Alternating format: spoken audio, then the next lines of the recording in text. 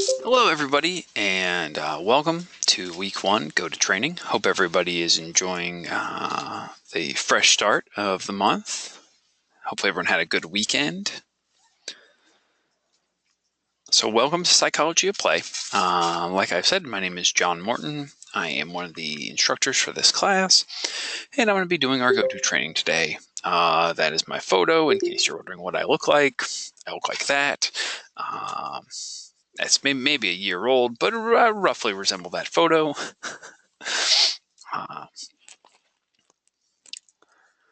Scroll down. So we're going to go through our introduction to the Psychology of Play class, and then we're going to move on and talk a little bit about play personalities and a few of the other week 1 concepts that we're doing. But I'd like to just kind of, before we all get started, what are people's thoughts when they hear Psychology of Play? What did that make you think of? Maybe what are your expectations now? What do you think the course is going to be about? And you can, if there's a little hand raising icon, if you want, you can raise your hand. I can unmute you and you can talk, or you can jump in the chat box. I'll try my best to read the chat box as we go through, but sometimes a bunch of people all jump in all at once. But I'd love to hear what everybody's thoughts and expectations are. Maybe thinking of how having fun relaxes you, resets your brain. Yep, that's absolutely part of it. How play affects our growth mentally. Yeah, absolutely. That's definitely part of what we're talking about.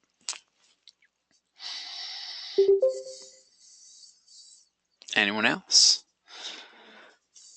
Learning how to better manage our time so that we have time to play. We do actually, we do a lot of talk about there's time management conversations that happen in this course. So yeah, that's absolutely a part of it.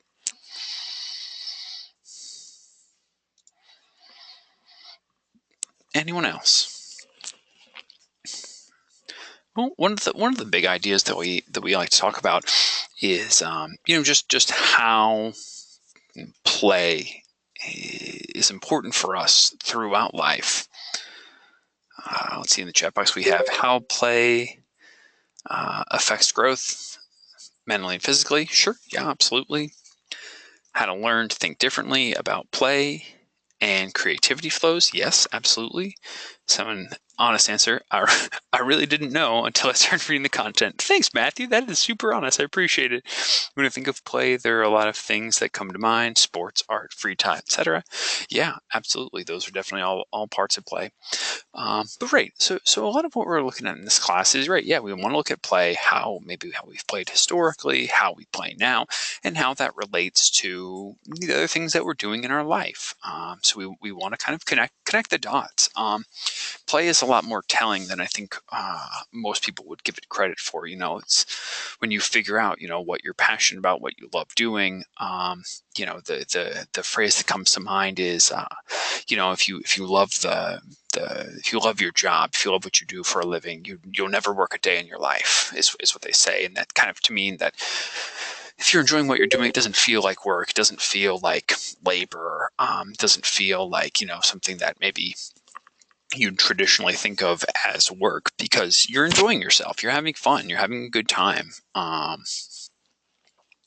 So, again, we'll talk a little bit about, maybe some of our expectations for the month, what we're going to be looking at, and then kind of, continue to move on and think about play a little bit more.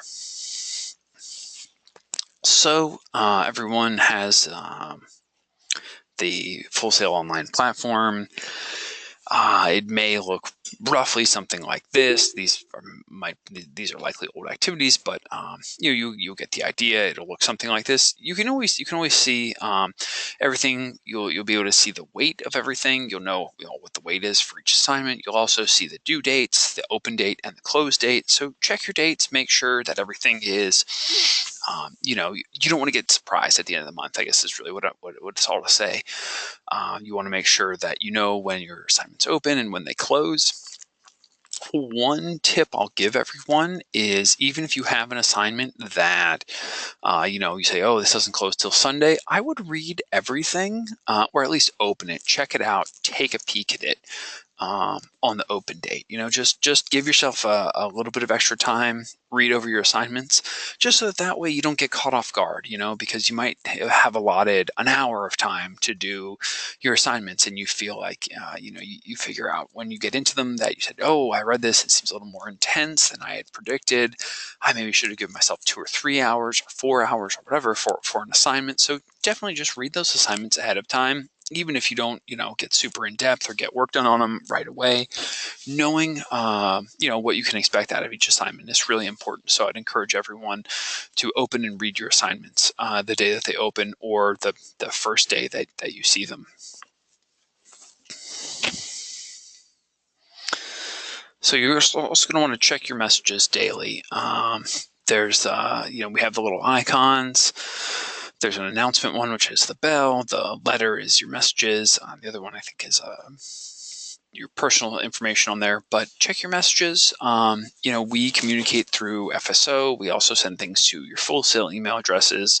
But I would definitely encourage everyone to, just check that on a regular basis. If you log in, once a day, you won't miss anything. You'll definitely know what's going on, what the expectations are. So I would encourage everyone to do that.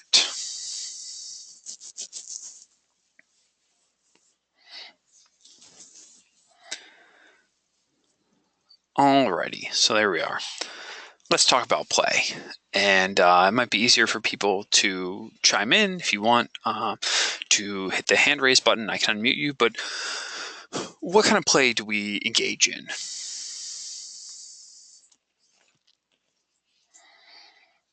What do people like to do? You can video games. Greg says video games for me. Okay, absolutely.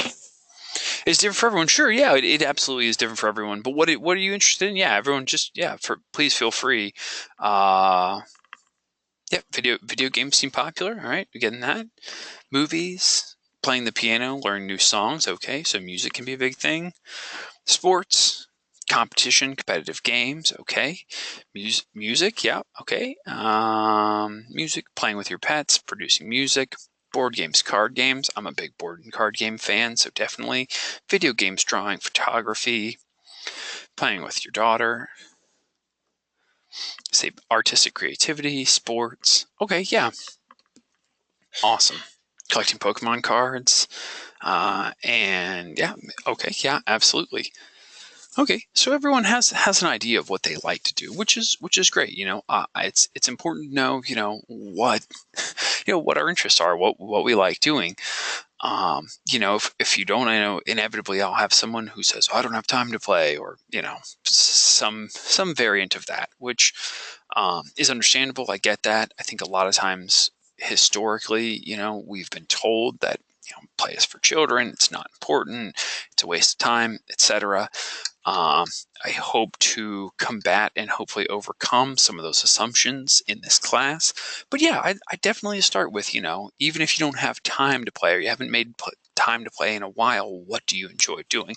Knowing that's a really great starting place. So absolutely, I'm glad to see that a lot of us have a starting place on that topic.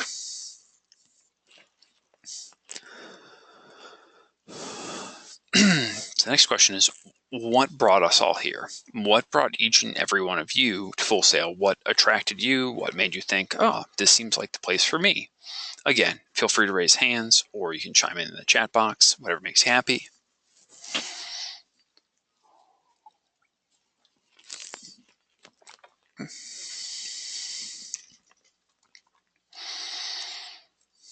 You want to get a job that you love? Absolutely. Become an audio producer, a career change, pursue lifelong dream, wanted to learn to create.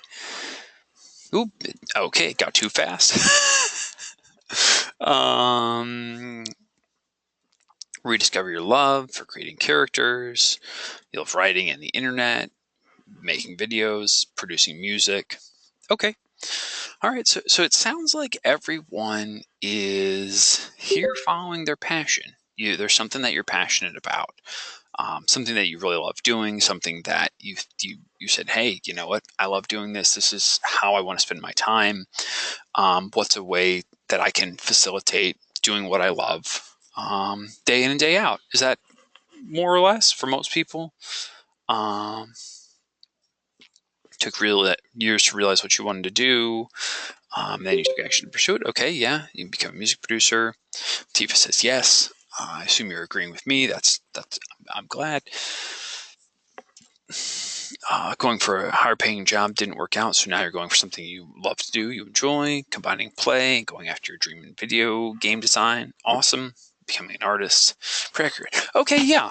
All right, so I think that everyone generally has the same fitting, right? We want to follow our passion. I don't think there's anyone who just wakes up every day and just says, oh, I want to go be miserable for 8 hours a day. I just don't think that that's a thing. I mean, I'm and don't don't take that to mean that people don't go do that.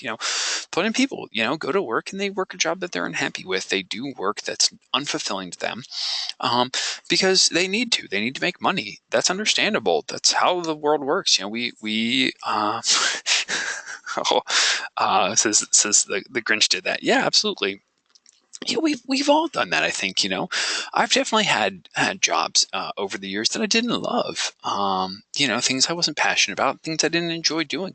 But right at the end of the day, at that point in my life, I said, oh well, I need the money, and I have to go do the job if I want the money, which is understandable. Again, I think everyone's been there at some point in their life, and hopefully everyone's here because they're saying, hey, I'm ready to do something I am really passionate about. I want my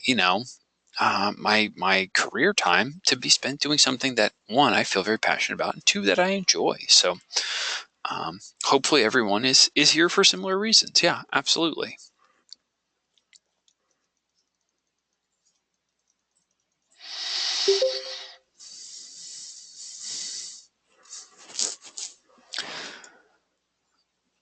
So one of the things that comes up a lot in this class is looking at things in the like in an abstract, kind of larger scale, higher level, creative thinking and processing. Um, we can all, you can sit here and say, I like this class or I don't like this class. It can be for some people, they say, oh, this is excellent. I really enjoy it. I got a lot of great material out of this. And some people said, it wasn't really for me. I didn't like doing it as much. I really just wanted to get on to, what maybe some people would call the meat and potatoes of their career. They say if you're into film, you say, hey, I just want to get a camera in my hands. Why do I have to learn about psychology? Um, and that's where I'd encourage everyone to take that step back. When we're super hyper focused on one area, one thing that we want to do, we sometimes lose focus of the big picture. The educational experience is, it's like a mosaic. And if you stand real close to a mosaic, you say, okay, well, I see these tiles and I see them as individuals and I see these pieces. And it's not until you really take a few steps back that it all kind of starts coming together. Up close to a mosaic, we say, "Oh, I love this piece. This is really sparkly. This has a great color. This is, you know, interesting pattern that they've designed." But then when we step back, we start to see a much larger picture going on. We start to see, oh, I realize that these things are interconnected, that they all, are linked one to the next. And that's the approach I'd encourage everyone to take. This class might not seem from the onset, to be directly related to each and every one of your careers. And to that point, I'll say, I will not be teaching anything about, audio production. It's not my skill set. It's not my forte. I won't be talking to you very much about, creative writing. I won't, we don't go into those things. But what I can do and what I do have to offer is a foundation for creativity. Um, and hopefully as you go through the month, you'll start to notice that and you'll see, oh, this is, where my creativity flows from. It comes from this place. And hopefully you all are able to access that more regularly, more consistently as a result of having been through this class. So that's what I'd tell everyone kind of, is what we have to offer here, and what psychology of play is really about.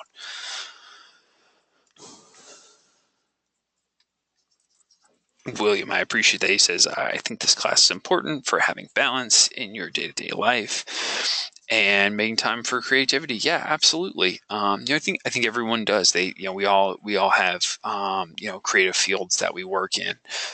Everyone is doing something that, you're pouring out of yourself. You're pouring out that creativity, and that's, not necessarily, Jacqueline. Play is still at the center of it. And we'll come kind of back full circle to this. So please kind of be patient on this. But play is one of the things that allows us, for lack of a better term, the ability to recharge our batteries. If you think about, your creativity, your problem solving, things like that, your higher level functioning, play is the reset switch that allows us to go back and, recharge those batteries, which again, we'll come back to that later on. But that is the shortest answer I can give you, just for the purpose of the conversation.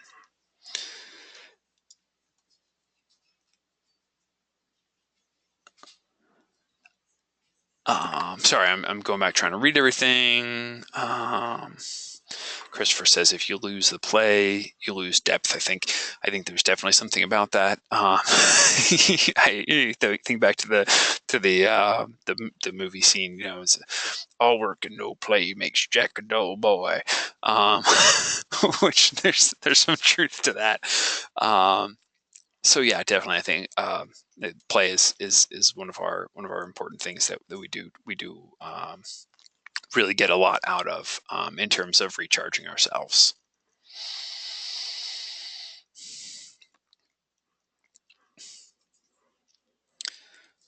Matt says there seems to be a freedom in play, something that transcends daily tasks. Absolutely, yeah. There is. So some of the things that we look at, people who play regularly, or people who, and I don't know if it's a chicken or an egg situation, but people who are working in creative fields, who are successful and innovative, tend to have more play in their life.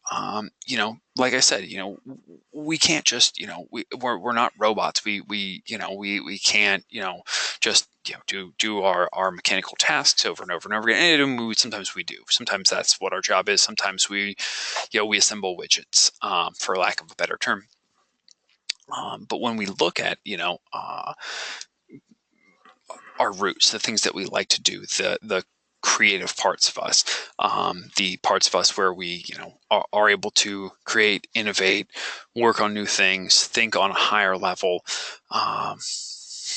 We find that people who are working in those fields, right, tend to play, I don't want to say more overall than everyone, but have found the value in play. If you look at, and this comes up later on in the course, but if you look at a lot of companies, that are doing this, Solana says, this is why I'm in engineering. It left no time for enjoyment. Yeah, and not to dog on engineering, because I'm sure that, there's a lot of great engineers out there and they do great work. But right, it's important for a lot of us to be able to, to get recharged, to have some fun, to enjoy what we're doing. Again, like I said, it'll come up later on in the class, but a lot of the big companies that do particularly innovative work have realized that, play is a very important component, and they need to find things. They need to find a way for their employees to have fun. And I realize that seems counterproductive, because you say, oh, you're at work to work, you're not at work to play. But the results kind of have spoken for themselves. If you look at, like the Googles of the world, the big companies. You just read, as I said, this is like Google Workplace. Yeah, absolutely. Those are the companies that have really figured out, what works well. So this cubicles and no windows at work killed me at work, and I have to have windows and know that life is still existing. Yeah, absolutely. So when you see the hydraulic press videos, yeah. So right, so there's something about it that these companies have tapped into, and they've said, oh well, we've found some value in this. So if the big, not to just say let's all blindly follow the big companies and what they're doing, but they've clearly found that there's value in it. So again, one of the many things that we'll be discussing at length throughout the class.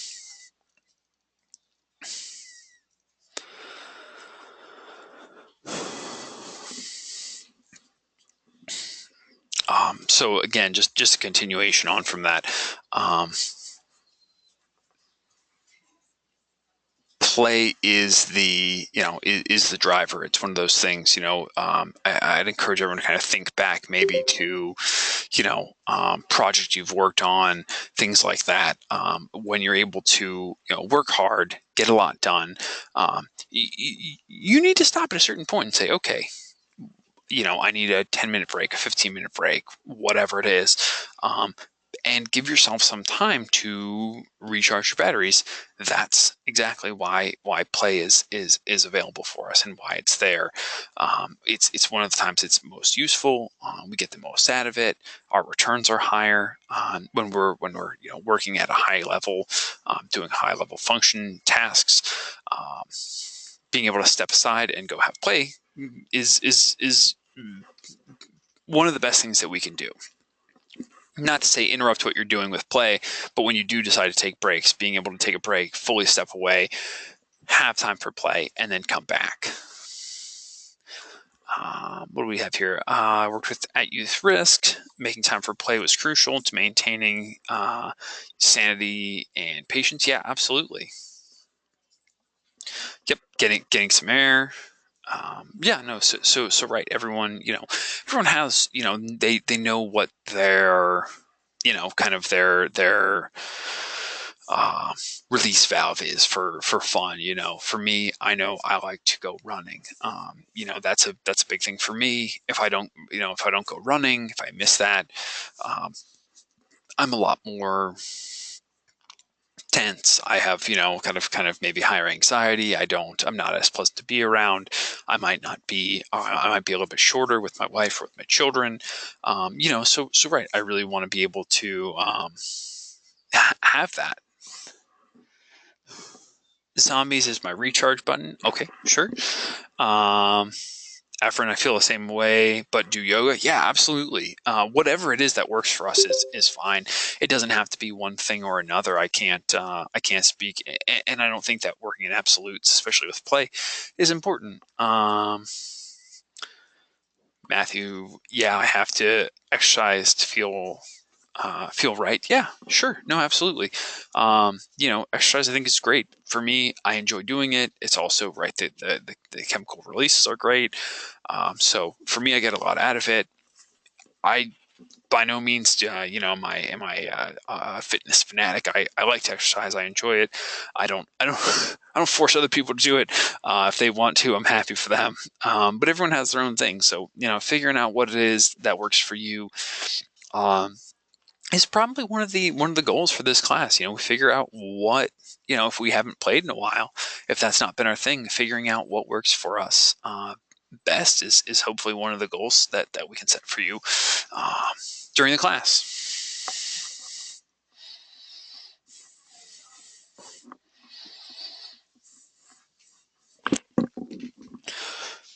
So the slide says,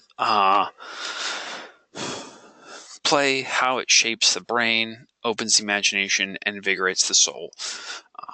I think that when we look back at play historically, I think it might be difficult to think about this in the present, but when we look back at maybe the way we played as children, and we'll go through this in what's called play history, which is one of the suggestions that we make, and I believe it's available in your reading. You'll be able to look at how for one, how we played historically, so maybe how we played as children, and how that shaped us. What that looks like. From being kids till now. Can anyone think back, maybe some of the ways that you played when you were children, and think about whether or not there's a relationship between what you did for fun as a child and what you're doing now in your careers, or what you're pursuing in your careers. There isn't a day that I don't think, man, I wish I could just go out in the grass with a few stuffed animals without being looked at funny. Sure, yeah, absolutely. You know what? I think there's something fun and free about that. There are no limits to imagination, Matthew. Yeah, big time. That's a huge one. I think that's one of the things that is probably developing and nurturing imagination is a huge one that is unfortunate, but I think a lot of times it goes by the wayside for a lot of people. Used to play Monopoly. Now I see houses. Sorry. Now I see houses and rent rooms. Okay, yeah. Ran around like a Power Ranger, and now you're a Taekwondo instructor. Awesome. Yeah, absolutely. That's pretty cool. I had a lot of careers, but I wanted to do video games. So something that came back to. So here you are. Okay, absolutely.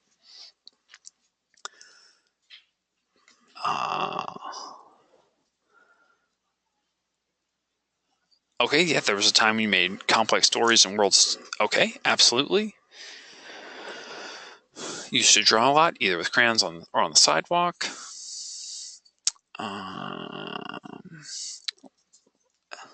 Legos and clay taught you the importance of creative self-expression, transitioned into songwriting, empathizing with others who struggle with themselves. Yeah, absolutely. And teenage years, all it took was a good song and have some family around, great day, and food. Okay, yeah, absolutely.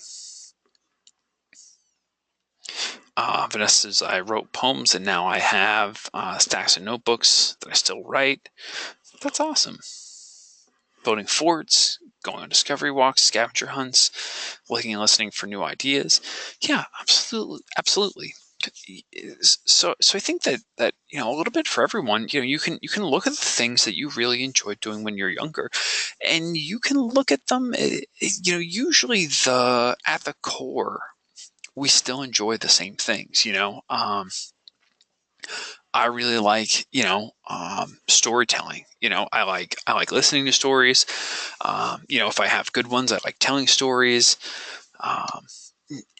And that doesn't really change. And for me, as an instructor, that's a huge part of my class. Every lecture that I sit in and that I give, I am effectively telling stories throughout the lecture. I'm talking about maybe students I've met, work that I've done, experiences that I've had.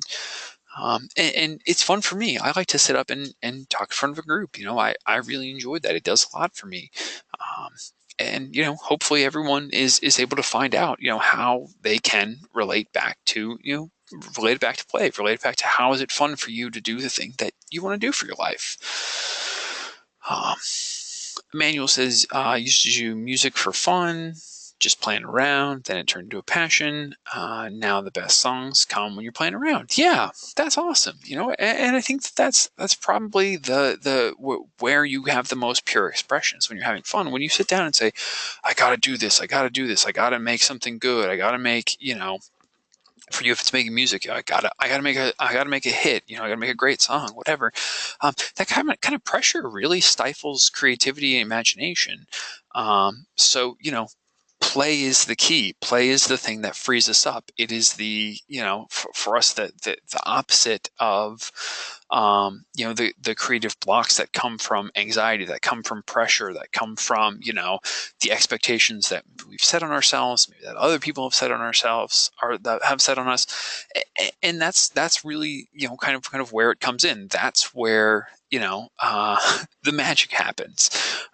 When we can look at play and say, oh, this does, play does this, it seems kind of pointless, but when we think about how it frees us up, mentally, emotionally, that's really where play has the most value for us. So to touch back a little bit more on how this relates back to play, that is where it comes in. Pressure does stifle creativity. Yeah, and it's going to come up later on in the class. So we will reinforce that point.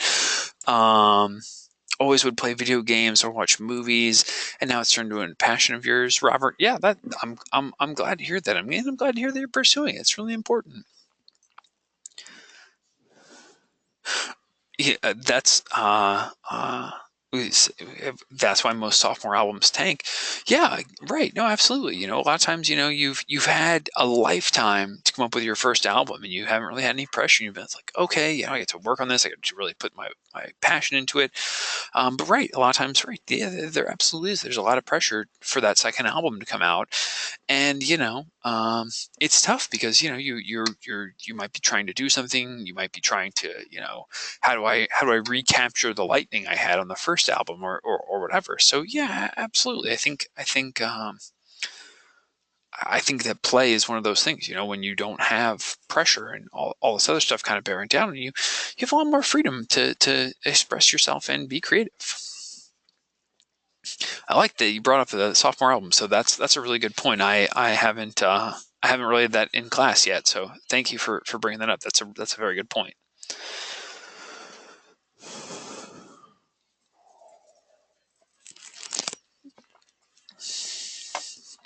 All right, so we're looking at defining play, and feel free to jump in.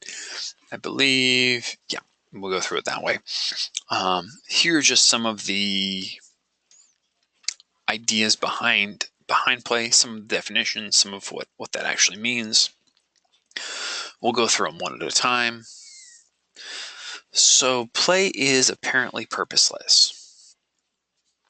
And feel free to jump in if you have questions or if you want to kind of elaborate on those topics. But what I'll say about that is we're playing for its own sake. We're not necessarily out to get work done. We're having a good time. We're out playing for play's sake. It's just, you go out and you sit with your friends and you have a little bit of fun and you enjoy yourself. But you're not necessarily working on anything. It's just, right. Have fun for fun's sake. Voluntary. So again, you're not compelled to do it. No one knows it's making you. It's not part of, work or part of an assignment or part of your job. You're just able to go out and, do the things that you want to do. So have fun again, just because it's what you want to be doing with your time.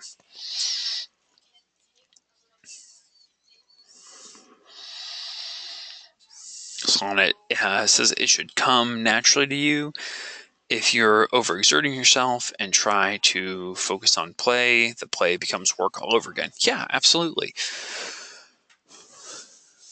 Anything that's freed the mind, activities that involve movement and motion. Yeah. Oh, and we'll get into those in the second set of slides. We'll talk about, kind of how each of us play. But yeah, no, it's again, kinetic is weird. We'll talk about it as we move forward. Right, with the voluntary and apparently purposeless.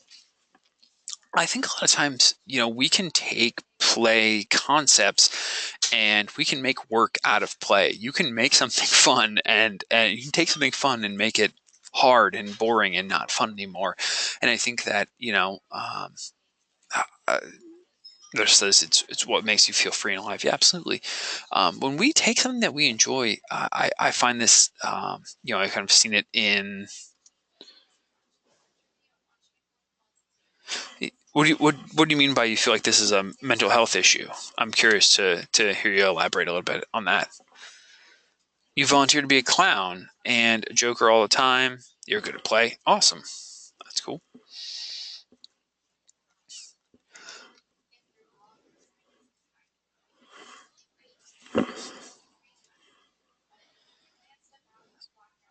It's natural. Yeah, yeah, absolutely.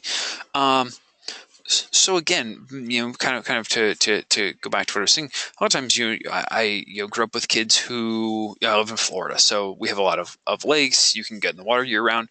I know a lot of kids who wakeboarded, and it's super fun. Everyone had a great time. And then I know kids who got competitive with it, and there's people who went pro, and a lot of times you talk to them and they're like, no, it's just work at this point. They're like, yeah, it's fun. There's fun parts of it. It's cool when you do stuff, but they're like, it. I definitely met people who lost some of their joy because they made what they love doing into their work, and they didn't always have fun with it because it became something that said, okay, there's pressure. I need to get this trick done. I need to get the next thing. I need to be the biggest, the baddest, the best, etc. And it kept going that way. Sorry, back to the chat box. It's important to your well-being to be able to relax, have fun, stay connected to the part of you that doesn't get jaded as you grow old and realize the failures of optimistic youth. Okay, yeah, absolutely. Happens to a lot of pro players in esports. They get burned out. Yeah, I believe that. I think it really depends on the person, but I think for the purpose of play, being that creative release through freedom of play, yeah, that's the thing I'm concerned about getting a career in art. I don't want my escape to feel like work. Absolutely. What I would say about that is just be mindful. Be mindful that is a possibility, that there is, there's the things that we love doing, and applying our skill set, how we apply it and what we take on, what kind of pressures and outside forces we let kind of, weigh on us. It can be very daunting. It can be heavy. It can really take a toll. So definitely keeping in mind, knowing, having that awareness on the front end that these things could be, yeah, absolutely pretty heavy in the long run. Definitely agree. Losing sight of play when you have to make a living through your passion, it can definitely be a thing that's tough. Be yourself. Do the things that make you feel joy. In some cases of art, you have to make sure to leave time for doodles for your own happiness. Yeah, absolutely. I think that's a great point. I think play is being in the moment and learning to find the joy not just in our hobbies but in everything we do. Matthew, I think that you are wise beyond your years. I think I think there's something to be said about being able to be happy and find joy everywhere you are. Um, you know, I can't tell you, how many times, I was maybe working in a job I did not really enjoy, but you had to make time. You had to find something you enjoyed doing, and a lot of times, that's, silly games that people play at work, things like that. I can definitely think of a lot of different games I played at work over the years. So yeah, absolutely, being able to find joy wherever you are is super important. So you're definitely on the right track. All right, back to our slides. Inherent attraction. So play is something we just we're drawn to. It calls our name. It's whatever it is. It says come over here, play this game, do this thing. Things that we're just drawn to naturally.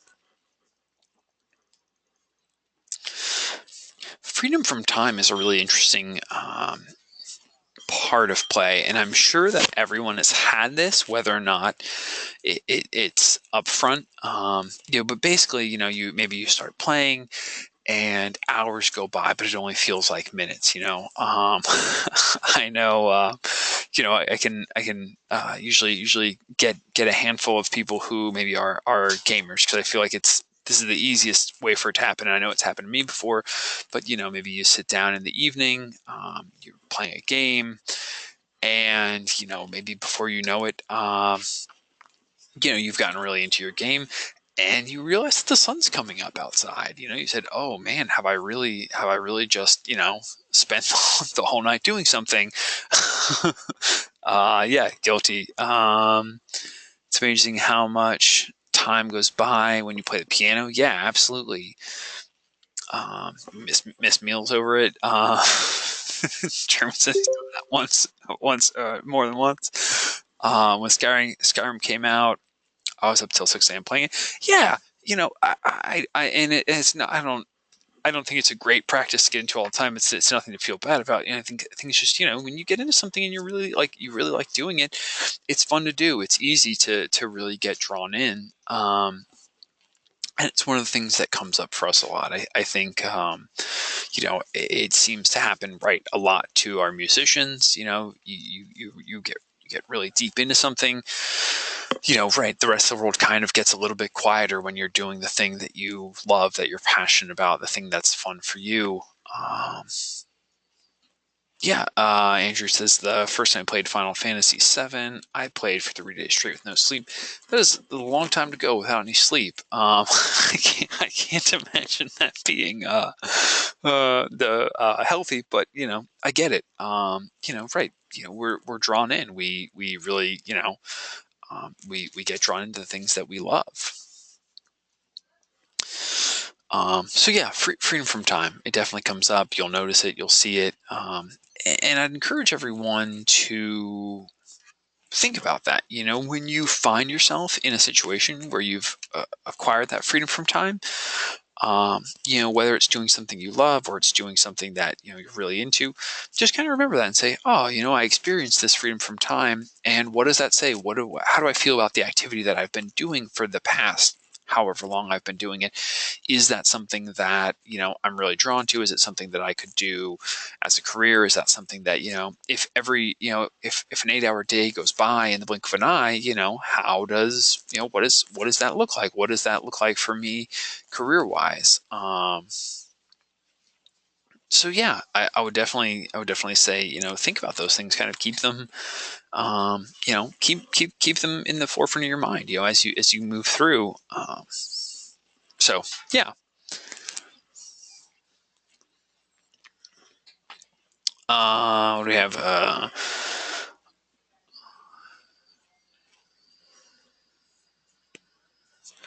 Looks like yes, the recommendation of time batching and finding time, free time for play is super important. Yeah, we definitely we talk about time batching as we move through the class, so you're on the right track. I like how much people have there's bits and pieces that come up right out of the gate that we definitely get into as we move through.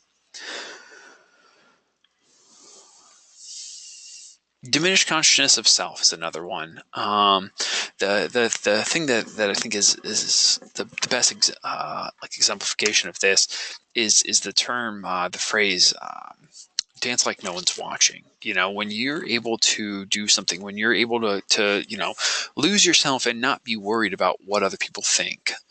So much of our lives we're just sitting here saying, oh, I wonder what so and so thinks about me, or I don't want to look, insert whatever term. I don't want to look stupid. I don't want to look silly. I don't want to look dumb. I don't want to feel foolish in front of people. Um, Play really frees us up in that way. I don't have it readily available. If I had thought, I'll have to add it for one of my lectures. But I've seen this video where there's a guy, and I think he's at a music festival, and he's by himself, and he's dancing, he's having a good time, and people kind of look at him, give him funny looks, and they say, oh, that guy's a weirdo. He's out there, he's doing his thing. And then he kind of enrolls a person. He says, "Ah, come, yeah, come dance with me, come dance." And so it's like another person gets in there, and before you know it, like there's this whole field of people, and they're all dancing around. Um, Play is what enables that. Play, that whole, not having to look too cool. Play is what frees us up in that way, and I think there's a lot of power in that. You know, yeah. So some of us have seen it. So right, I think there's just a ton of power in that, being able to not care about how we look, or not care about what people think. And it's not to say, don't be professional, this and that. Um, but not worrying about, it's if we're having fun, and if having fun to us in that situation is more important than, our concerns about what other people think about us.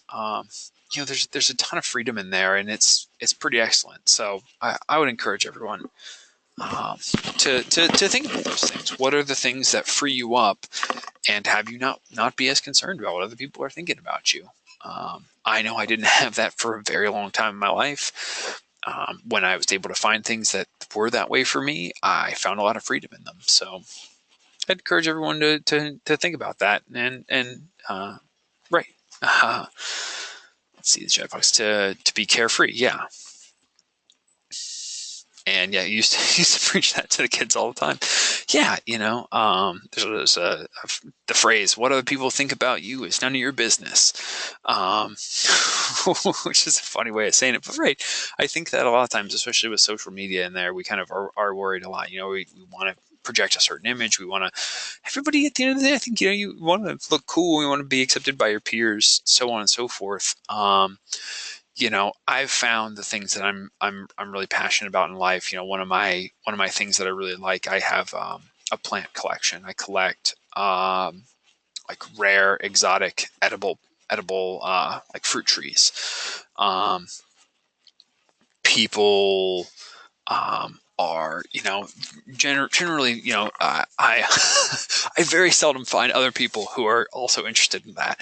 But it's what I really like. I'm okay with it being, maybe like a weird hobby. I remember being in school, and this is the part that makes me feel bad. Is I remember being in school, and there was a boy in my class who his dad ran a plant nursery, and I remember we gave him a hard time because he knew all about these flowers and all this other stuff. And we were boys, and we all, we gave him a hard time, and we called him Flower Boy. Said, "Oh, Flower Boy, you know about all these flowers." And I think back about it now, and I'm like, man, first of all, kids are jerks, and second of all, I'm like, now I'm really into these plants, and I totally get it, and I get like where this guy's coming from and all this other stuff. But he had it at that age, so I really admire him. He had that freedom when we were in middle school, and I didn't get that kind of freedom until I was well into my adulthood. So, you know, um, it's worth having. That type of freedom is worth having. That's what I'll say about it. So play has improvisational nature. Chris says, "I'm so guilty. I used to make fun of."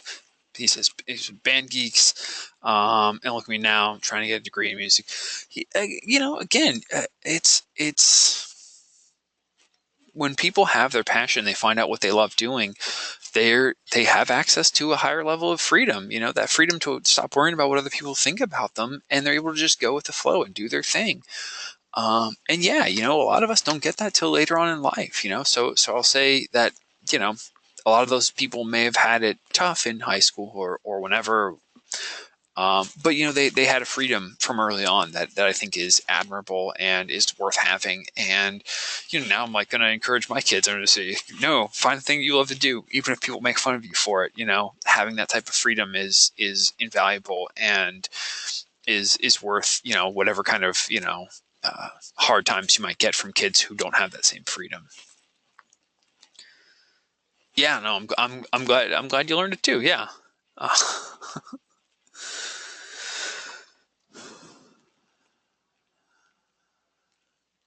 Yeah. So improvisational nature, we have that. Play allows us to improvise. It allows us to, it's where our creativity comes out. Yeah, absolutely.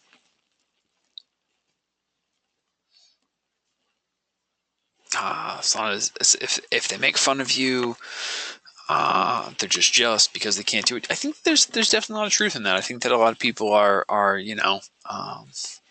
they don't know how to relate, I think is what it comes down to. And when people don't know how to relate, they tend to make fun or joke or kid or deflect.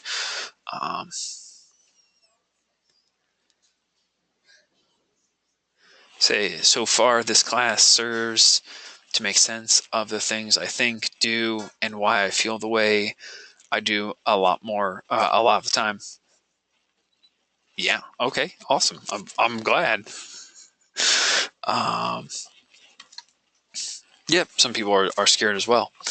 Um, so yeah, so there's definitely a lot of things that are all involved. Back to our slides. Well, sorry, we're gonna keep getting a little off, and it's me. I'm the one who does it every now and then. I take a slight veer to the left or right. But right, improvisational nature of play. It's huge. It's a big one. It's our creativity. It's where we get to we get to choose our own adventure, to borrow the phrase from the books. Being able to improvise and being able to kind of say, hey, here's how I want play to go. Here's how I want this story to change. Here's how I want this game to play. That's huge. It's a lot of fun. It breeds creativity. It gives us, opportunities to explore, to learn, to investigate in new ways. So definitely, it's huge.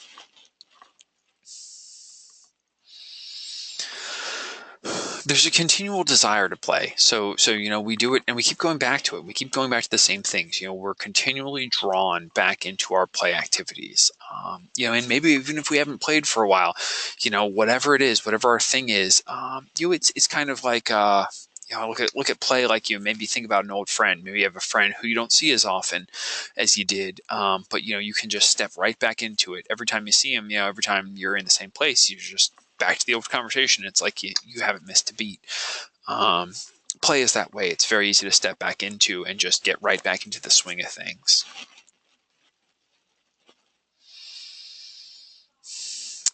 And definitely don't confuse these with play personalities. The kind of the attributes of play are different than play personalities. Play personalities is what we're going to be talking about in the second half of this. So definitely don't get them confused. They will be on the test. um,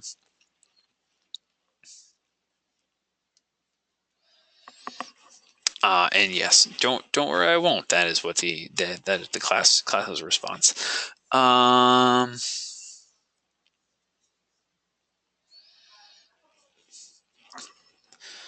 Jacqueline says TGIF so I can play is a saying. Yes, yeah, people definitely.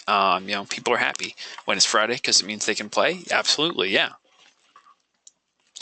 And play is a lot of fun. So, well, hopefully for people it is. So again, in this class, so it's about the journey. About this class and as well as play.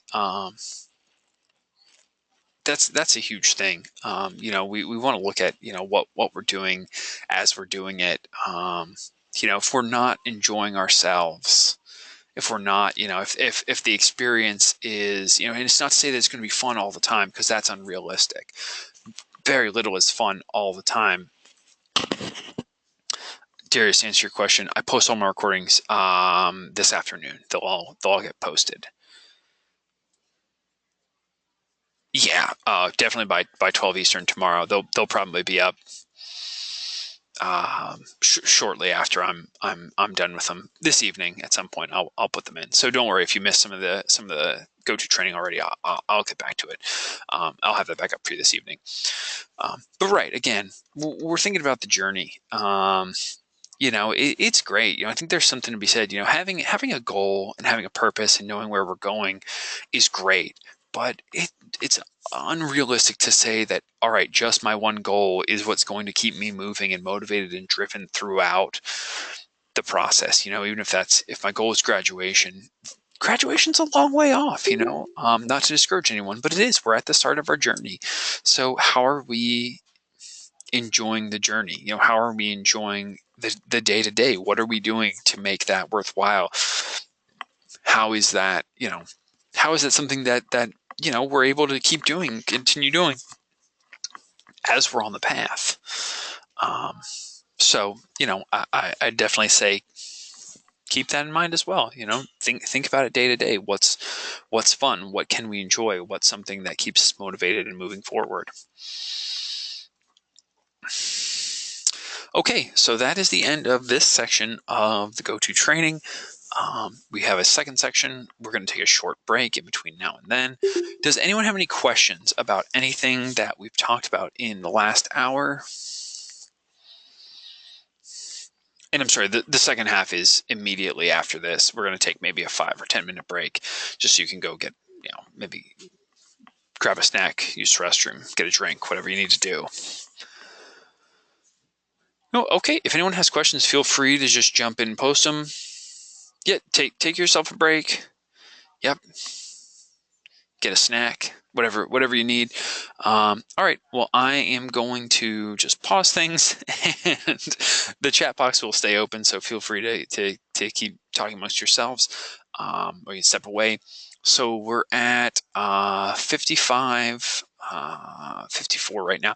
I have 254. Let's say at 3:05. This is all Eastern time. So 10 minutes from right now, let's all reconvene and we'll go from there. Excellent. Well, welcome back, everybody. Thank you for being here, and we'll get back into our lecture for the second half of Psychology of Play.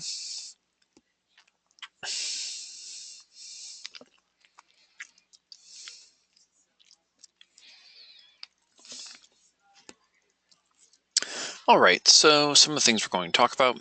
We're going to discuss the play personalities that I had mentioned in the previous set of slides. We're going to talk a little bit about the benefits of play, as well as reconnecting with our play, reconnecting with play, perhaps from our childhood or from earlier on in life. So think about those things, kind of as we're moving forward. The play personalities definitely will come up. You'll be asked to kind of look at those, maybe identify with some of them, the benefits of play. I think people probably are starting to get some of what the benefits are in play. Solana, to answer your question, how come I'm in a lecture with you, but you're not my instructor? Just notice this. Sure. So we lecture as a team. So there are several. There's a large team of us that teach this class.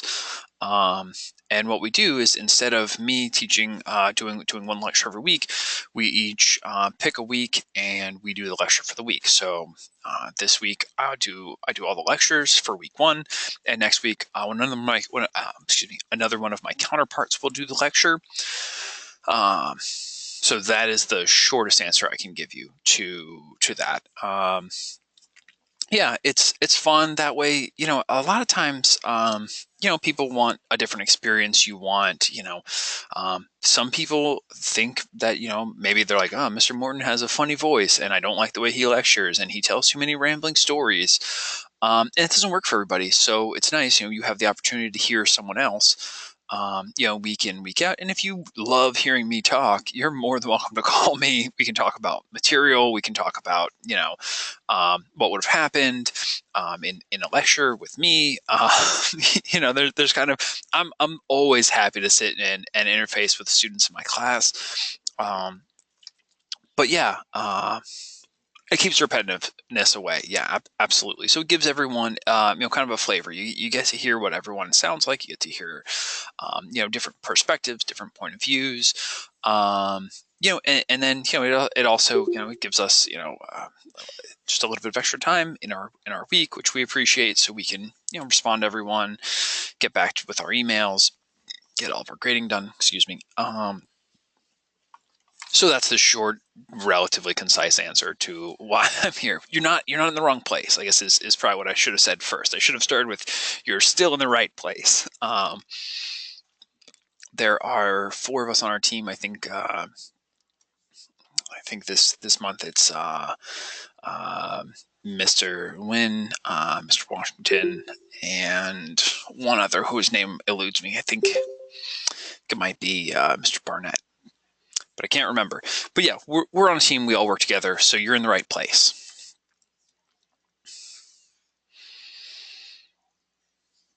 So, $64,000 question: do you think play is valuable as an adult? Yays and nays. Yes. All right. Oh, not too many people need to be convinced. I like that to a point. Okay, yeah, but otherwise, yep. People are pretty on board. Play absolutely has value to us as an adult. Um, so he needs to be convinced. Yeah, I think that it does. There is value. I think that everyone, hopefully, as adults, we know kind of what those limitations are. Um, play can, just like anything, it can go too far. So don't think, I feel bad telling the story, but I have a friend, when I talk about we've stayed up playing video games all night kind of a thing. I have a friend who, just did that on a regular enough basis that it's like he was just late to work enough times, and eventually they're like, this isn't working out. Like, you don't show up to work, kind of on a somewhat regular basis. And he didn't keep that job. So it's not to say that play is the only thing you should be doing. There's definitely a balance to be achieved. But yeah, play definitely has some value for us as an adults.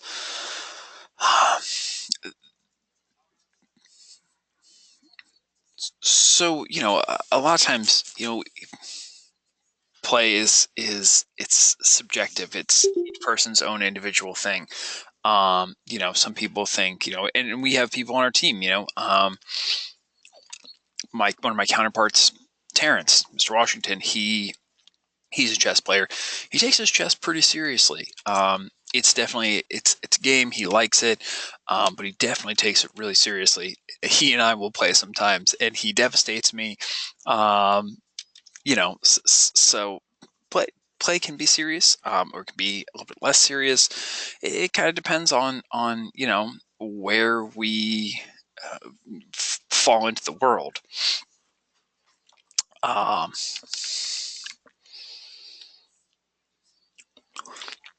we're really hardwired for play. When we're babies, young children, and we're allowed to play, we learn social norms and rules.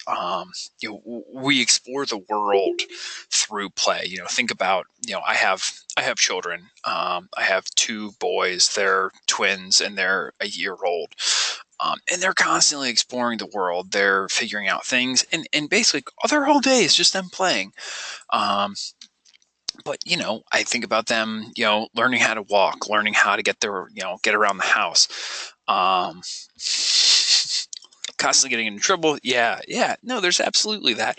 um, but play is a learning experience for a lot of us. That's how we figure out you know what we can and can't do. That's how a lot of us figure out our own abilities. We figure out, oh, I can run, I can ride a bike, I can do these things.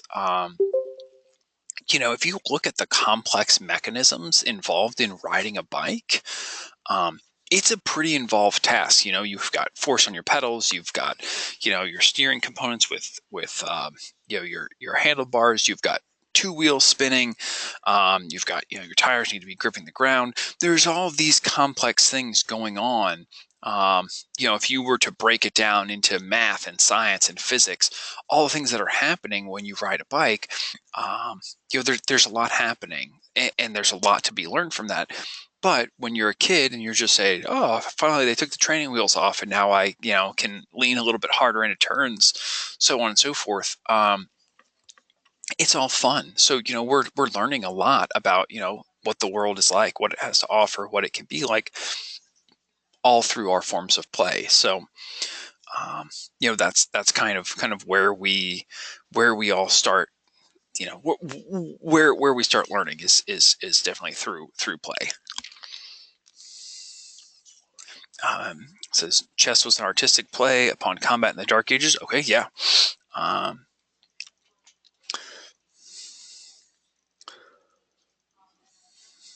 so looking back at play history,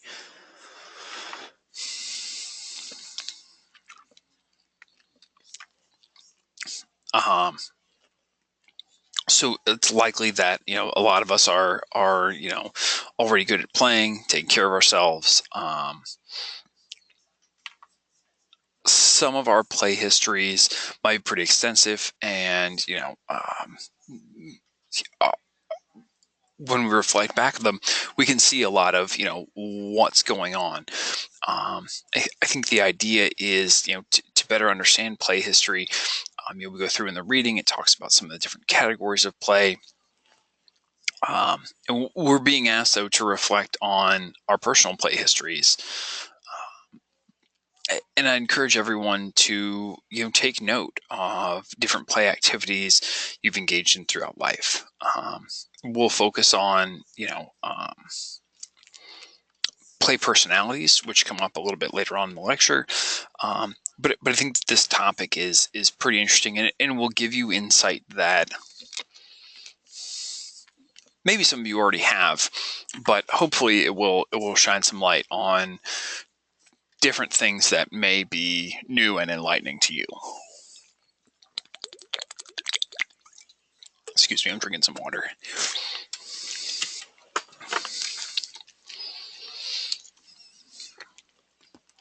All right, so with that said, we'll get right into the play personalities. There is the short list of play personalities. Again, like in the last slides, we'll go through them one at a time. But you can see them all: Joker, Explorer, Kinesthete, Competitor, Artist, Director, Storyteller, and Collector. Maybe some of these terms resonate with you immediately. Maybe they will a little bit more after we move on. So we have the Joker. I know someone even mentioned dressing up like a clown and a Joker. And I imagine that probably resonated with you. The Joker can be a lot of different things. We can think of class clowns. We can think of, practical jokes, all different sorts of things that fall into this play personality. Does this resonate with anyone? Is there anyone who's like, oh yeah, I get it. That's me. I definitely feel like I fall into this.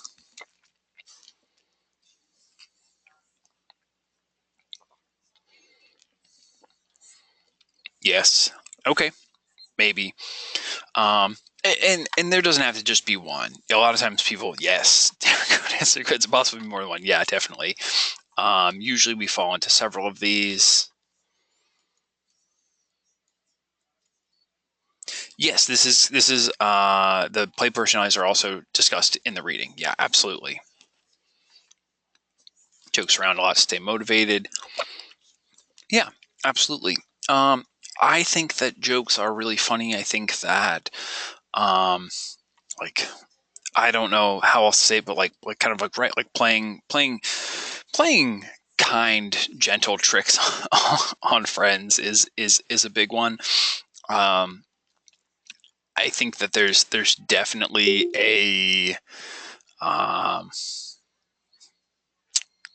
there are some limitations to what you can do. I don't think it's fun to be mean to people, but I think that there are some jokes that are pretty interesting. It can be pretty funny. So it resonates with me a lot.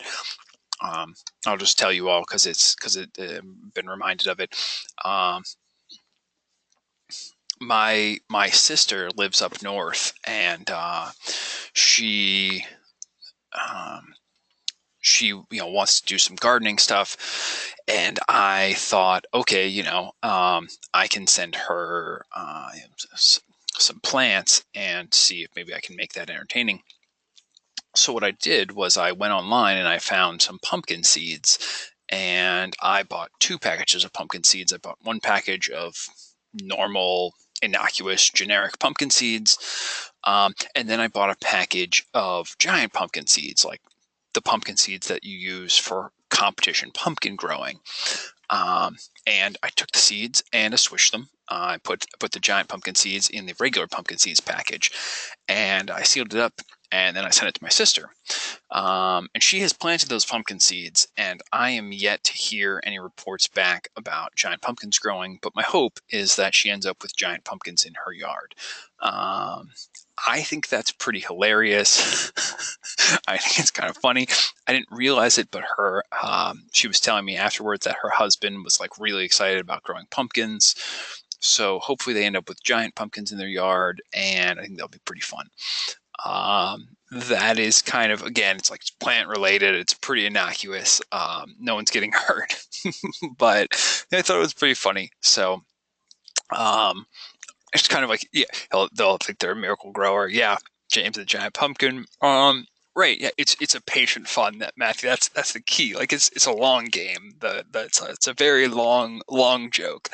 Um, but yeah, that's the kind of stuff that I think is funny. It's not no one's getting hurt. Like I don't like to be mean to people. I don't enjoy that. I realize that that's for some people that's their thing. It's not my thing, but yeah, those are the kind of jokes I like.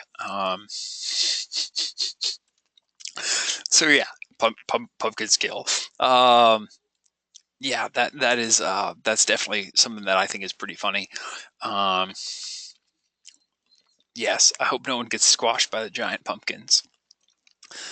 So moving on, we have the explorer. I think that a lot of times people identify this, maybe people who are really love to travel, like to get out in the world. Um,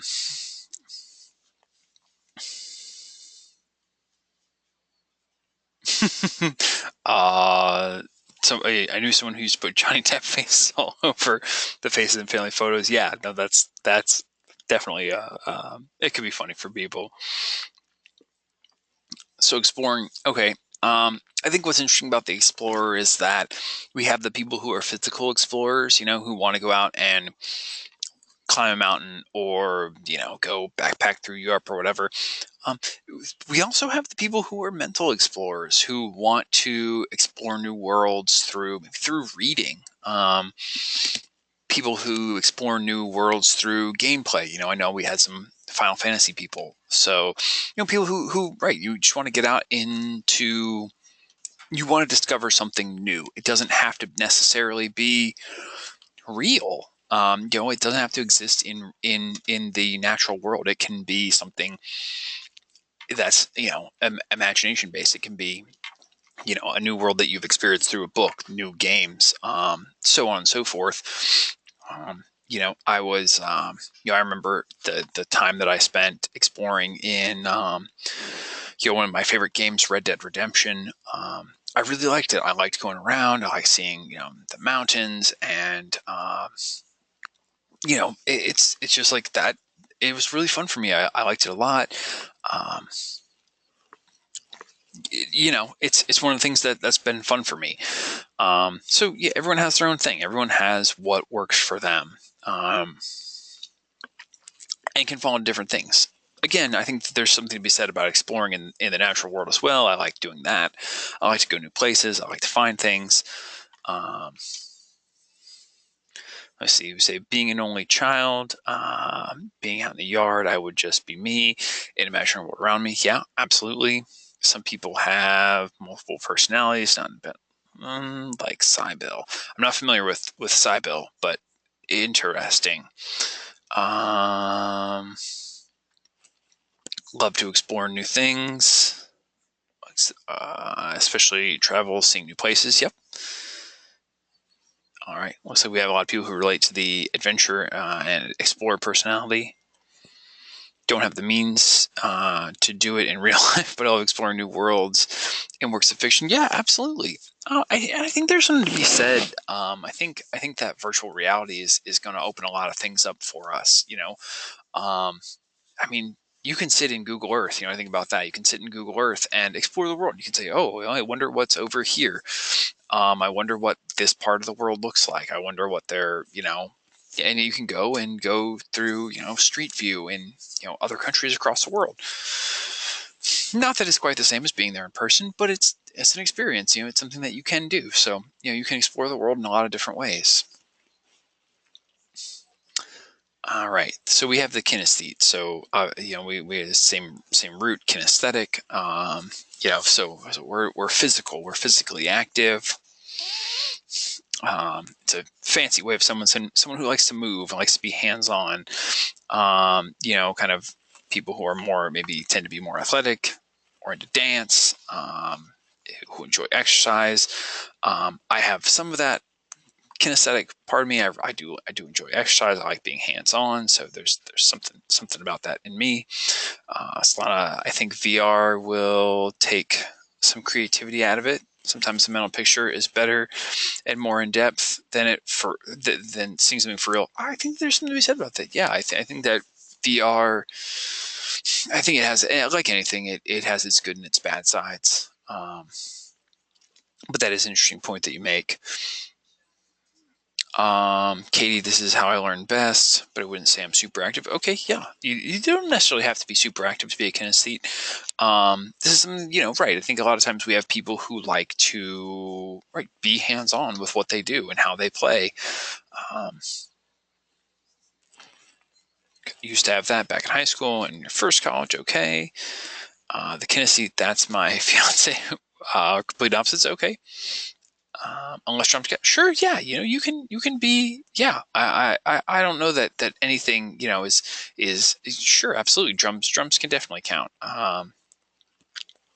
These are really, we're floating them out there as something to just kind of say, hey, do you relate to this? Is this something that kind of sticks out to you? Is it something that you can, does it resonate with you when we talk about it?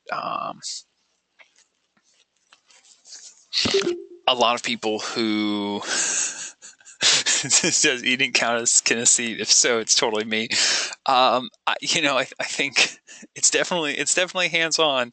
I think it could depend. It could depend on how you view it and why you do it. Some people might say an explorer. Eating is an exploration. Um, the sleep and eat count. I'm a total pro. Yeah. If you everything, I don't want to just give a blanket statement for any one thing, because I don't know that absolutes are the way to speak about some of this stuff.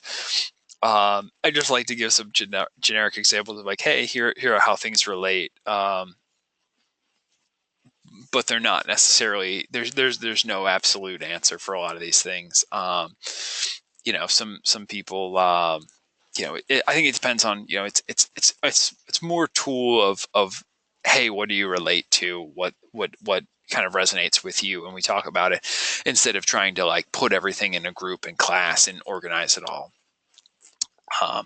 Eating competitions, that could be a lot of different things. It could be very easily the competitor play personality. So I think that inevitably we have competitors. They like to win, they like the challenge, they like games with rules. They like to know how they can do the best at whatever it is that they're doing. That's kind of one of the big things. A lot of times sports fans can be very competitive. People who kind of just they're clinging to their top spots. They want their ranks. They want to know where they sit. Some people know better than to play with one of their friends who is one of the extreme competitors. I didn't think I was a very aggressive person until my behavioral test we had to do told me I was highly aggressive. Okay, yeah, I mean that could definitely be part of that competitor in you, and there's not, I don't, again, I don't. This isn't to paint the competitor as a bad person. I think that competition drives a lot of us. You think about the great sports athletes, people who their determination to win is what drove them to have big success in their life. So there's it's not to dog on the competitor at all. It's not the point. It's just one of the play personalities. We have the artist, and I think that almost everyone who's a Full Sail student falls into this at some level. There's some level of creativity that drives each and every one of us. We all have that going on in some form or fashion. I've yet to be the student who I really didn't think had, a creator or an artist inside them.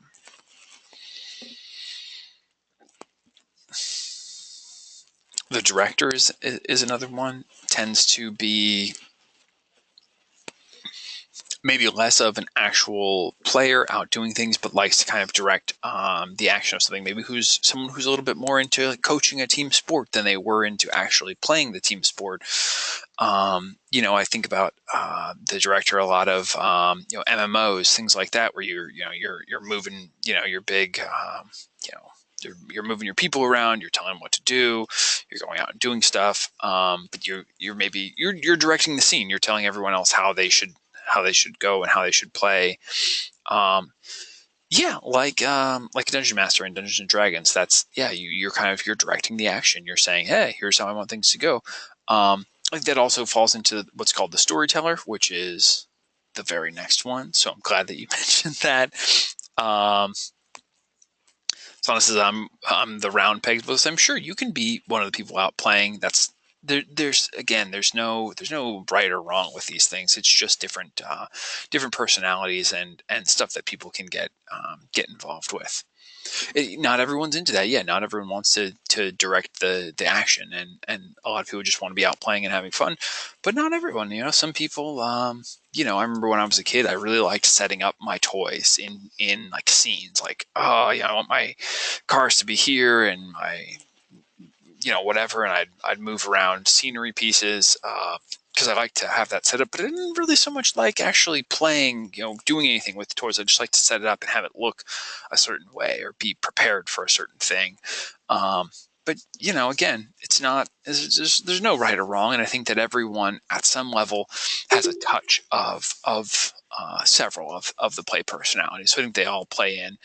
And again, there's not one that's right and one that's wrong. They're all just kind of there. It's all we present it so that you get a full broad picture of all the different play personalities.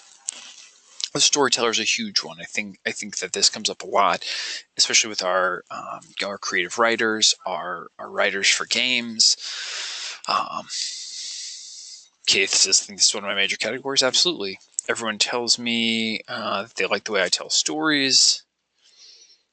Just like regular everyday stories, apparently I have an exciting way of telling them. Yeah, absolutely. Storytelling's an art. It's really impressive when you hear a good storyteller. So, I'd encourage you to keep doing it. Your brother and I told stories with all of our toys at the time. We got pretty in depth. Yeah, that's awesome.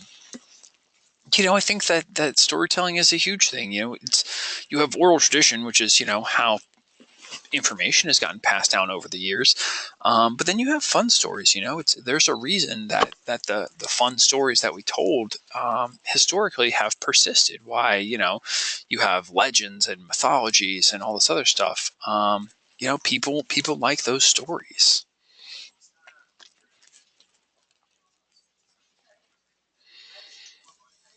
Come from a long line of storytellers and you love it. Yeah, that's awesome. It's great. I love hearing stories from great storytellers. um, I could tell someone what happened when I went to the grocery store. People get interested. If you can do it, that's awesome. Um, right? If you can draw people in and hold a crowd and hold their attention, there's something about that. That's something that I would say, hey, look into that. If you have that ability, if you're a storyteller, tell stories. Keep doing it. I have a friend who, right, he'll tell me stories and I just love listening to him because he's a great storyteller. They could be about nothing and I'd still want to just sit and listen to him tell stories because I like the way that he tells them. So we've got the collector. This is the next one in our line before we get too far off. I Inevitably we have some fun, interesting collections. I had a coin collection when I was a kid. I obviously didn't talk about it publicly because I was way too concerned about what people would think about me. But I thought it was fun. Coin collection, basketball cards. I think that a lot of people have different collections. It is though. It's play personality. It falls into it, and it's funny because right now I'm sitting here and I'm like, whoa, well, I guess I have this plant collection also. So a lot of things have carried over from my childhood into my adulthood. So you didn't think you had this one at first, but then you realized you do have a collection. Mm-hmm. Absolutely. Collected smash pennies, and yeah, I know the ones you roll the thing, and that's a terrible description. You roll the thing and it flattens the penny, uh, but I know exactly what you're talking about. Okay, you collect mule coins. That's cool. Collect Magic the Gathering cards and Lego Star Wars models.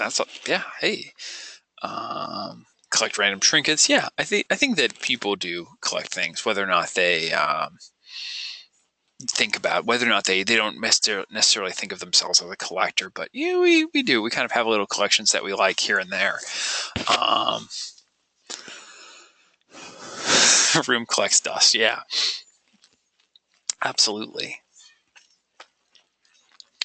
So again, those are the play personalities: the Joker, explorer, kinesthete, competitor, artist, director, storyteller, and collector.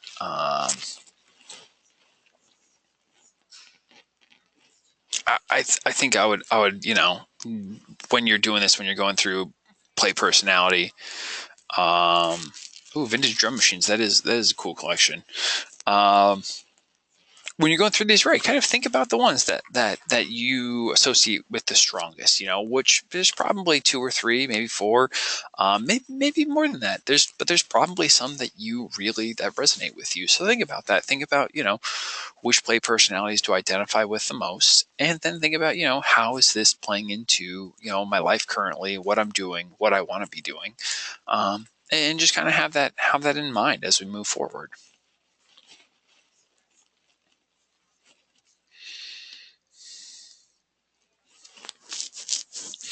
All right, so what would we say are benefits of play? We talked a little bit about the value of play at the beginning, but to go a little bit more deep, okay, discovery, yeah, stress relief, absolutely.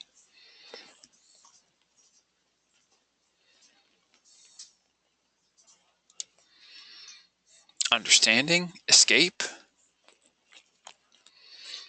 from boredom, from reality, acceptance of self, self-indulgence, acknowledgement, connection with others. Absolutely.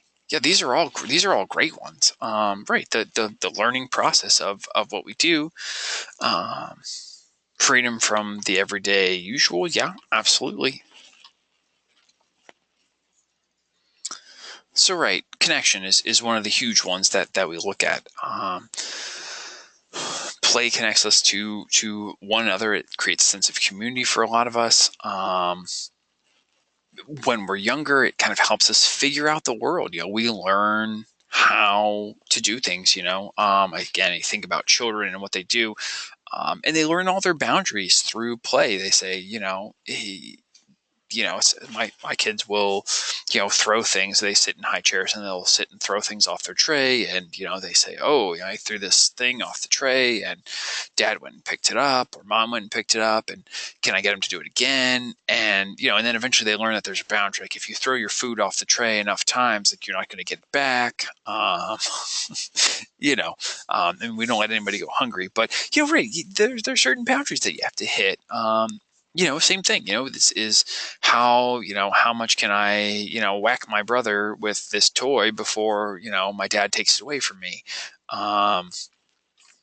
Rebecca says, I play with my son all the time. Yeah. Yeah. It's a lot of fun.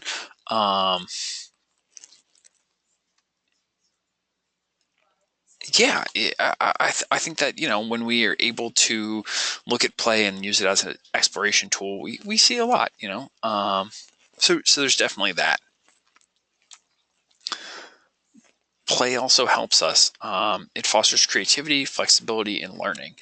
And I think that almost any of us have been playing and been you know given challenges, given something that said, oh, how can I, maybe I found myself in a situation that requires creative problem solving. I mean, it can be almost anything, but you think about um, playing basketball. Inevitably, anyone who's played basketball for a long enough period of time has gotten the ball stuck between the backboard and the rim. It just happens. That's part of life. And if you're a little kid and you're not tall enough to reach up and hit it, you have to just get creative because it might be your only ball. And what if you're out in a park and there's nothing else to do, and you're sitting there and you have to think about it and say, oh, I'm gonna get this ball down. And eventually, someone gets creative and they say, well, let's take my shoe off and throw my shoe up there, and hopefully my shoe doesn't get stuck. But you get the ball back down. Frisbee in a tree, Rebecca says. Yeah, exactly. Or frisbee on a roof, or something over a neighbor's fence. So right, there's all sorts of things where some of the times we're just say, okay, well, now I have to problem solve because I was playing and that was fun, and I want to keep playing because I continue to like doing it. Things that fall behind the fridge. Yeah, exactly. There's a lot of different stuff. But play is kind of right. It's that door that it's what opens us up to a lot of our problem solving, flexibility, and learning. We say, oh well, I was playing and that was fun, but then I encountered the X, whatever X is, and now I have to go deal with that. So yeah, absolutely. Sometimes we have to say, oh, I have to improvise. I have to be a little bit more flexible with how I want my game to be played.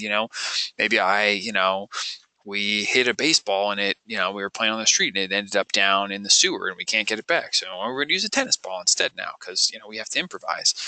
But yeah, play definitely affords us a lot of opportunities to learn, and get creative and flexible. Without a doubt, stress reduction. I think that pretty much anyone can relate back to that. We've got the picture of the person doing yoga. That's a big one. But again, I think that how it reduces stress is, it's there's as many ways as there are people who play. So I think, if you find something that reduces stress and anxiety, that's a great thing to do. I would hold on to it, continue to engage in it. Depends on what game you're playing. Yeah, no, I think back to, I have friends who get very upset and very intense over video games. Excuse me. And I always wondered, it seems odd that you're playing this game, which seems to really, frustrate more than it helps. So definitely something to be said about that.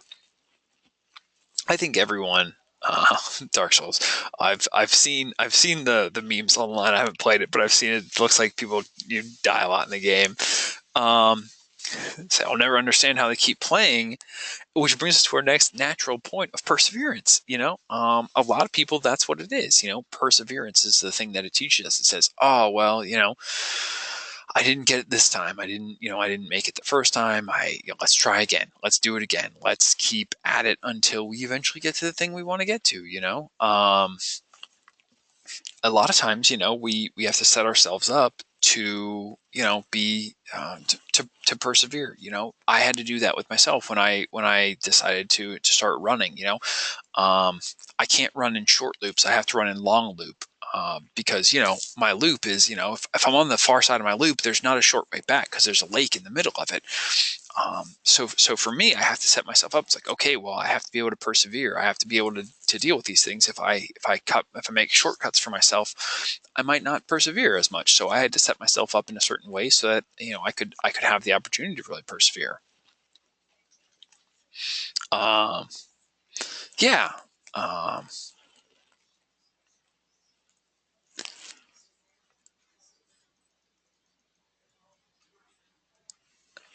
So right, perseverance is definitely a big one. Sorry, I'm getting a little. Play makes us happy. At the end of the day, hopefully that's what we're getting out of it. We want to be happy. If we're not happy with our play, maybe it's time to figure out a new play activity to do.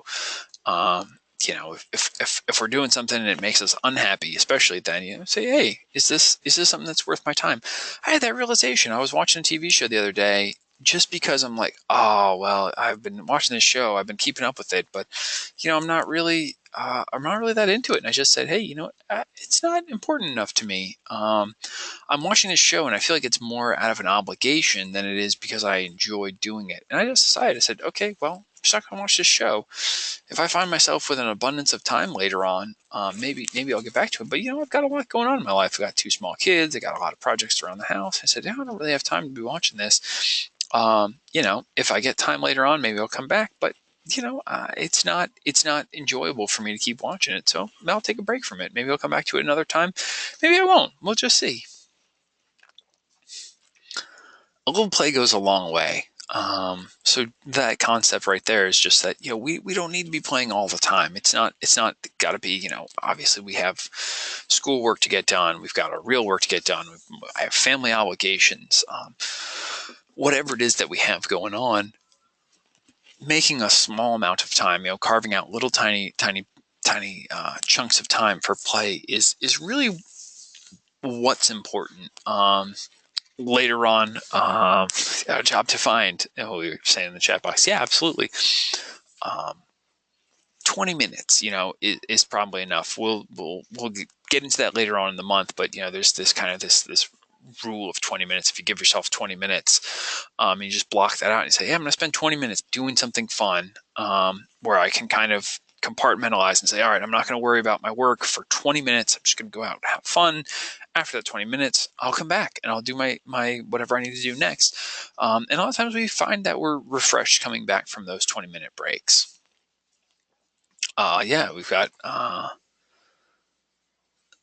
time management can definitely be challenging sometimes. Absolutely. Play offers us the opportunity to reconnect. So we might be able to, reconnect with people we haven't seen in a long time, family members who we haven't been able to be around. Maybe our friends, a lot of times people play online and you have a friend who's online who, you don't talk to as often as you'd like. Let's go into the chat boxes at work. We're overloaded. We take small breaks every hour to give our minds a break, recuperate. Breaks usually 10 minutes each. Sure, that whatever it is, setting aside a set amount of time is usually pretty helpful. You made your weekly planner schedule and most of your playthings during the week. Said Guild Wars 2. Had to come up with other things to fill in. I think that with the weekly schedules, I always tell my students, say, hey, tell me what you're actually going to do, or tell me what you'd aspire to do. If you don't get it all done, you don't get a bad grade for not getting it done. I just want to know, if you set up your ideal week, how would it look? What would it look like? So I'd encourage everyone in that way to kind of look at the schedule from that as an ideal. If you don't get it all done, it's not the end of the world. But in an ideal setting, what would your week look like?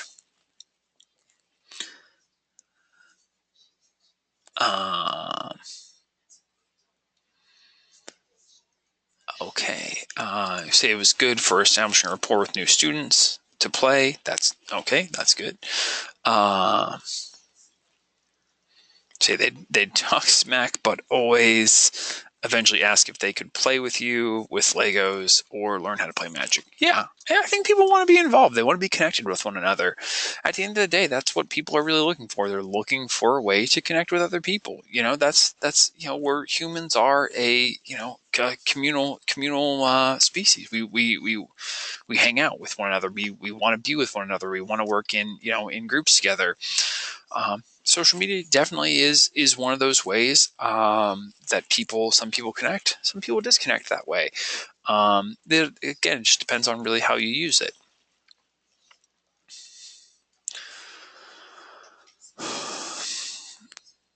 So I don't know that everyone needs to change the way that they think about play, but if play is one of those things where some people come to me and they say, oh, play, that's a dirty word, I don't have time for this, I've got important things to be taken care of, so on and so forth. I would encourage everyone to just examine the way that they think about it and say, hey, is it a good thing, is it a bad thing?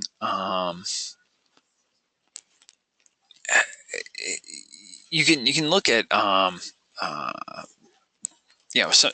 of the readings, but right at the end of the day, we're not wasting time with play. Play is not something to feel guilty about. We've talked about the benefits. There is time if you make it a priority. We all have things that we need to get done, and we all have things that we'd like to do. Everyone has that. Everyone has, there's stuff that we need to get done. But carving out a little slice, making some time for play is important. And I encourage everyone, we're in this class for this month. If it's not something that you regularly make time for it this month. See what that's like. See if that frees you up in any way, or if it's just, you're a little bit in a better mood. Let's see what that looks like. Say there's only so much time in the day. We can't weigh it all down with work. Yeah, play is good, and I think it's worth engaging in. Realistically, if we all have jobs, we work 8 or 9 hours at our job. We've got our homework to do. We've got that. Fortunately, you can count play into a lot of your psychology of play time. There's some reading to do, but I think that there is time If you look at it and you look at it as schoolwork, look at it as an assignment, take some time to play, maybe take some time to play something that you haven't played in a while, reconnect with an old love, an old hobby, something like that. Check out the play histories in the readings. I think it's really important to look over that. Think about how we played historically and how that relates to what we're doing now. You could decorate the charts you have to make or something. Yeah, you can definitely work on your weekly schedules. Those are important. Surrounding yourself with playful people is a great way to kind of get that kick started. If you have the opportunity, if you know people, if you have friends who are out playing, go spend time with them. See what they're up to. Join in on somebody else's fun. I think that there's nothing wrong with that at all. Little ones and pets, if you have kids, if you have nieces and nephews, if you have grandkids, if you have pets, someone with pets, go out and play. It's a lot of fun. I think, especially playing with, children and animals, they're always up for it. They always want to have fun. There's usually a lot. They tend to have the free time, and it's a great opportunity to get out and kind of refresh.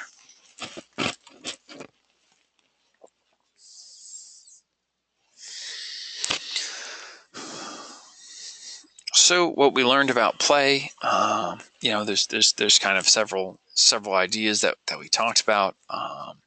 I'd encourage everyone, if you want, go through this again.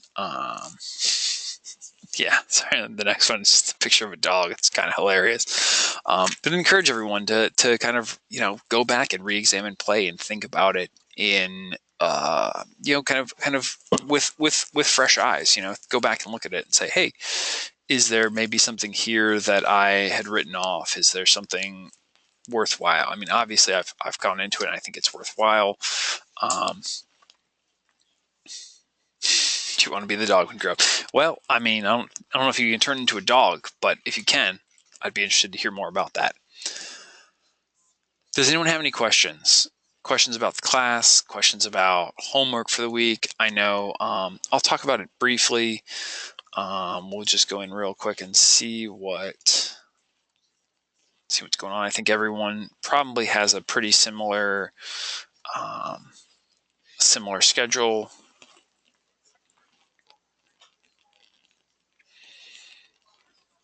Let me just go see.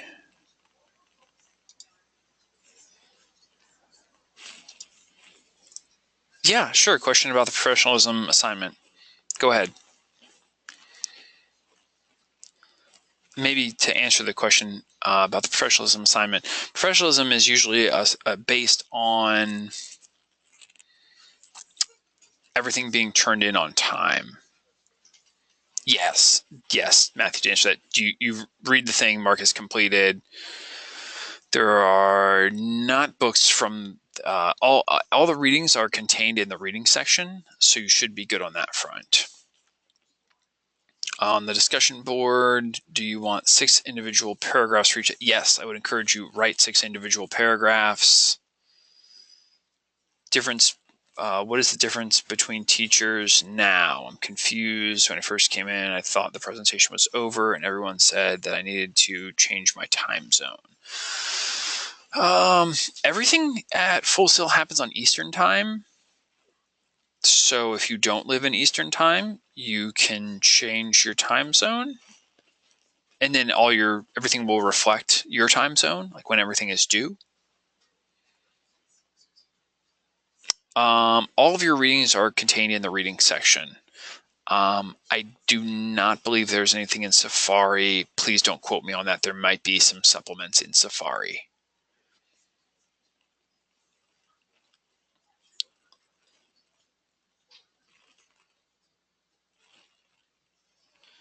Rebecca, I'm not sure why it would be a different group of people if you're on Central Time.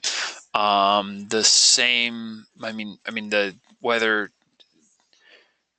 This is the only this go-to training. I think there might be one other one for psychology of play going on today, but you'd be in the right place. You got invited to the correct one.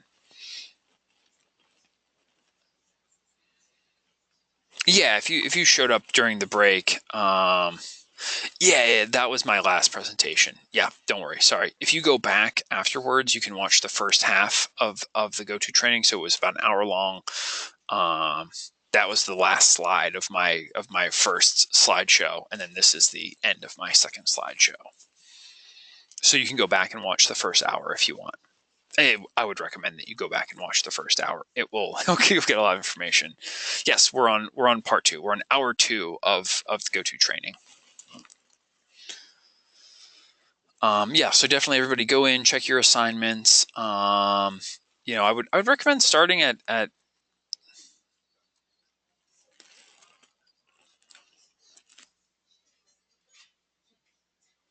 the 6 paragraph question was pertaining to the discussion board for the week, activity 1.5 for this week. There is 3 sections, question mark. There are multiple sections of the class. I'm not sure if that's what you're asking.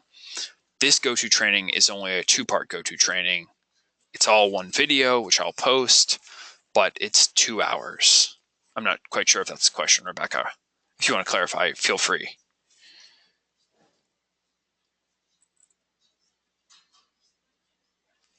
The first part of this lecture it started at 2:00 Eastern. So I don't know. It's all one thing. It's all, if you've been here for the go-to training, you will have seen it in its entirety.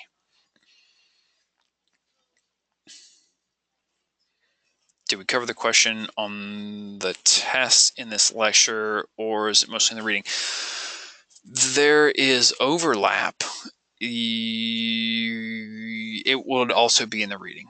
Do the reading before you do the test. Also, the test is open reading, so keep your readings open when you're going through the test, but please, please, please read the readings first. Rick, I thought it was just 2 p.m. It is just 2 p.m. 2 p.m. to 4 p.m. Eastern. That's the entirety of the go-to training.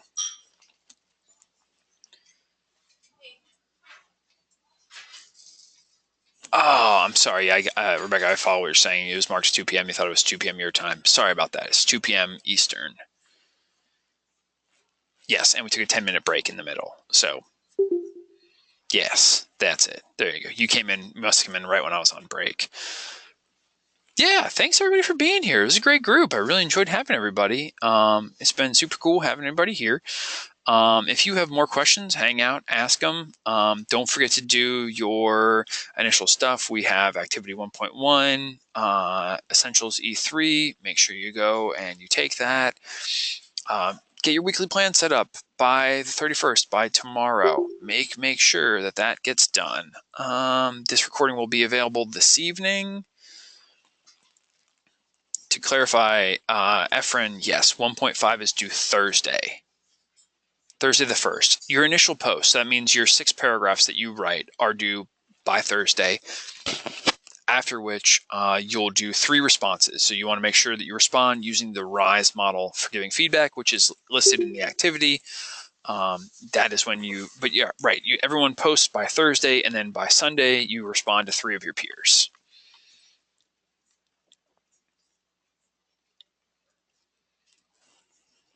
You can, if it's a general question about the class, you can reach out to your instructor. If it's a question about the go-to training, this one specifically, I'm more than happy to field questions. My email address is jtmorton, MORTON, @fullsail.com. I'm happy to hear from everybody. But yeah, if you have a class-specific question, you can just reach out to your instructor. Otherwise, if it's about this go-to training specifically, I'm happy to hear from you. Yes. jtmorton @fullsail.com. You got it. Awesome.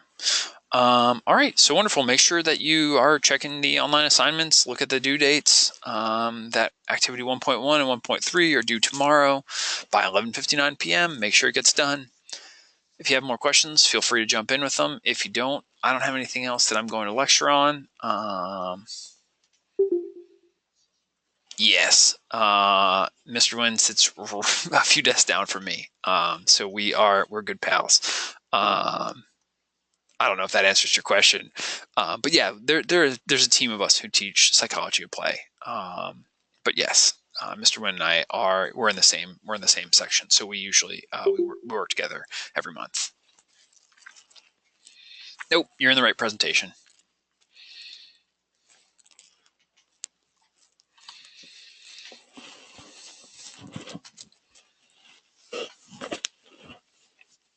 Any other questions? Feel free to jump in with them. The weekly reading is 1.4. This week, 1.4 is the weekly reading. That is correct. Nope, you can just click on that activity, 1.4, and you can get all the readings are there.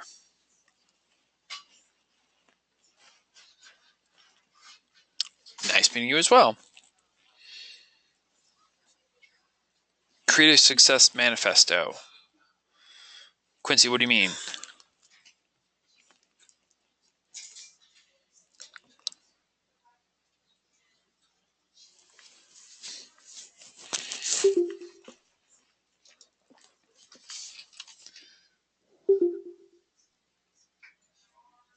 Oh, I would go over everything in the reading section. I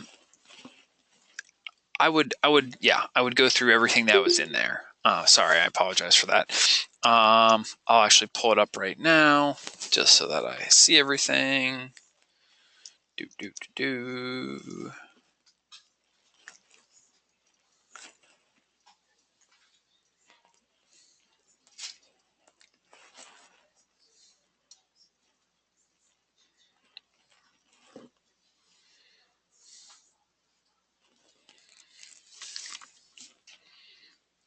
Yes, you can mark this section as completed when you're done.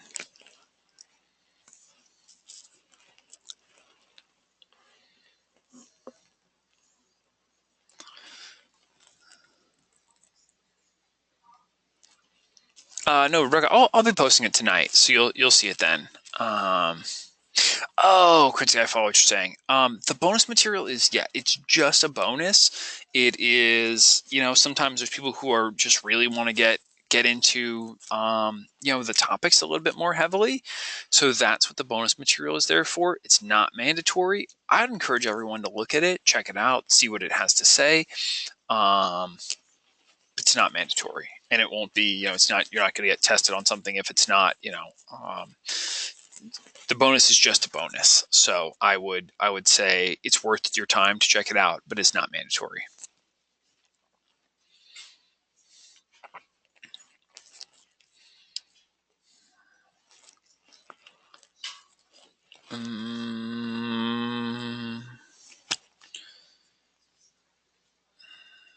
There was one other question. What does the choose one mean in the test? Do you want to, is that still a question out there? William, are you still here?